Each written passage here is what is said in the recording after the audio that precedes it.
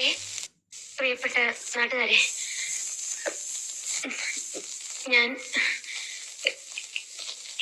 എനിക്ക് പ്രിയപ്പെട്ടവരെ,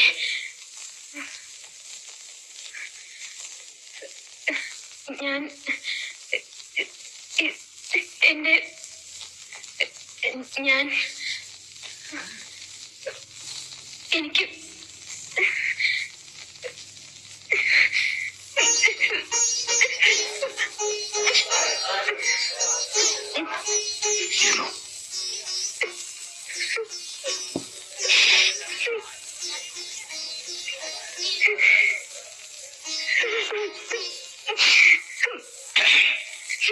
ജനാധിപത്യ വിശ്വാസികളായ നാട്ടുകാരെ, ഒരച്ഛന്റെ ഓർമ്മയ്ക്ക് മുമ്പിൽ വിതിമ്പിക്കരയുന്ന ഓമനപുത്രിയെ നമ്മൾ ഇവിടെ കണ്ടു. ഈ മീറ്റിംഗിന് വേണ്ടി പുറപ്പെടുമ്പോ മിസ് രാജലക്ഷ്മി എന്നോട് പറഞ്ഞു, എനിക്ക് ഈ നാട്ടിലെ ജനങ്ങളോട് ഒരുപാട് സംസാരിക്കാനുണ്ടെന്ന്. പക്ഷേ സ്വന്തം പിതാവിനെ കുറിച്ച് ഇവിടെ പരാമർശമുണ്ടായപ്പോൾ ആ കുരുന്ന് ഹൃദയം തേങ്ങിപ്പോയി.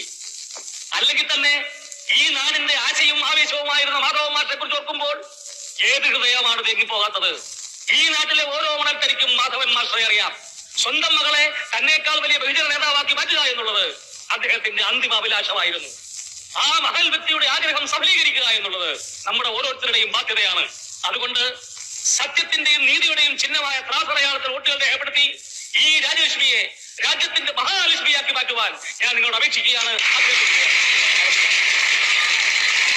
ഇത് പബ്ലിക് ചീറ്റിംഗ് ആണ്. നാട്ടുകാരുടെ മുഖത്ത് നോക്കി പച്ച കള്ളം പറഞ്ഞ് പറ്റിക്കാൻ എന്നെ കിട്ടൂല. അച്ഛന്റെ കാര്യം ഓർത്ത് കരഞ്ഞതാണ് പോലും. അച്ഛനെ ഓർത്തു എന്നുള്ള സത്യ. പക്ഷെ ഞാൻ കരഞ്ഞത് പേടിച്ചിട്ടാ, തൊണ്ട വരണ്ടിട്ടാ. ഇതൊക്കെ ചില ഇലക്ഷൻ തന്ത്രങ്ങളല്ലേ. ആദ്യമായതുകൊണ്ട് ആ രാജലക്ഷ്മിക്ക് ഇങ്ങനെയൊക്കെ തോന്നുന്നത്. ചില സാഹചര്യങ്ങളിൽ ജനങ്ങളുടെ സഹതാപം പിടിച്ചെടുക്കാൻ ഇങ്ങനെ സഹതാപം നേടിയിട്ട് എനിക്ക് ജയിക്കണ്ട. ആരെയും വഞ്ചിക്കരുതെന്ന അച്ഛൻ ഞങ്ങളെ പഠിപ്പിച്ചിട്ടുള്ളത്. ഒരു നുണ പറഞ്ഞ അതിനു വേണ്ടി പിന്നെ 1000 നുണകൾ പറയേണ്ടി വരും. അതിന് ബാലം പൊതുവാൾ അവിവേകമായിട്ടൊന്നും പറഞ്ഞില്ലല്ലോ. നീ കരയണ കണ്ടപ്പോ അച്ഛനെ ഓർത്തിട്ടായിരിക്കും എന്ന് വിചാരിച്ചു അല്ലേ? ബാല അല്ല, അത് മാത്രമല്ല, മാഷയെ കുറിച്ചുള്ള ഓർമ്മപ്പെടുത്തലും കൂടെ ആയിക്കോട്ടെ എന്ന് മനഃപൂർവ്വം വിചാരിച്ചിട്ടാ. അത് പറഞ്ഞപ്പോ ജനങ്ങളുടെ കണ്ണ് പറഞ്ഞു പോയില്ലേ? പിന്നെ അത് സത്യമായിട്ടും ചിലരൊക്കെ കണ്ണീരൊപ്പുന്നത് ഞാൻ കണ്ടതാ. ഇനിയിപ്പോ ഒരു നുണ പറഞ്ഞു തന്നെ ഇരിക്കട്ടെ, ഒരു നല്ല കാര്യത്തിനല്ലേ. ധർമ്മയുദ്ധം ജയിക്കാൻ വേണ്ടി ഭഗവാൻ പോലും നുണ പറഞ്ഞിട്ടുണ്ടെന്നാ.